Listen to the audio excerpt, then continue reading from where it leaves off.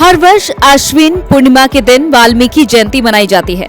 इस दिन मंदिरों में महर्षि वाल्मीकि की विशेष पूजा की जाती है और जगत के कल्याण की कामना की जाती है।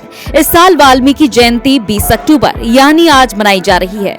हिंदुओं की लोकप्रिय धार्मिक ग्रंथ रामायण की रचना महर्षि वाल्मीकि ने की थी और इसीलिए वाल्मीकि जयंती का विशेष महत्व है। वाल्मीकि जयंती केवल वाल्मीकि समाज में ही नहीं बल्कि सभी के लिए बेहद ही अहम है। हिंदू कैलेंडर के अनुसार वाल्मीकि जी का जन्म आश्विन मास की पूर्णिमा तिथि के दिन हुआ था और इसीलिए हर साल इस दिन को वाल्मीकि जयंती मनाई जाती है। इस बार वाल्मीकि जयंती 20 अक्टूबर बुधवार के दिन पड़ रही है। आइए जानते हैं वाल्मीकि जयंती का महत्व और इससे जुड़े इतिहास के बारे में। देश भर में अलग अलग हिस्सों में वाल्मीकि जयंती के दिन सामाजिक और धार्मिक आयोजन किए जाते हैं। बता दें कि महर्षि वाल्मीकि के जन्म को लेकर अलग अलग मान्यताएं प्रचलित हैं। कहा जाता है कि वाल्मीकि का जन्म महर्षि कश्यप और देवी अदिति के 9वें पुत्र और उनकी पत्नी चर्षिणी से हुआ था। कहा जाता है कि महर्षि वाल्मीकि ने ही दुनिया में सबसे पहले श्लोक की रचना की थी।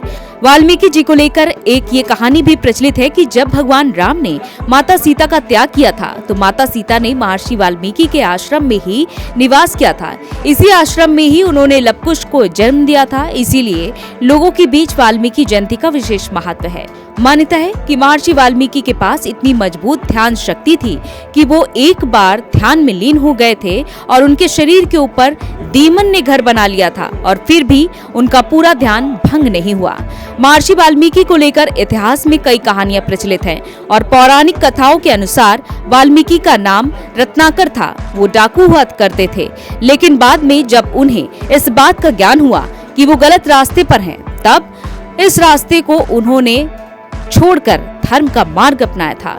उन्हें देवर्षि नारद ने राम नाम का जप करने की सलाह दी थी, जिसके बाद वाल्मीकि जी राम नाम में लीन होकर एक तपस्वी बन गए। उनकी तपस्या से प्रसन्न होकर ही ब्रह्मा जी ने उन्हें ज्ञान का भंडार दिया और फिर उन्होंने रामायण लिखी, जो कि हिंदू धर्म में आज एक धार्मिक ग्रंथ के तौर पर पूजी और पढ़ी जाती है।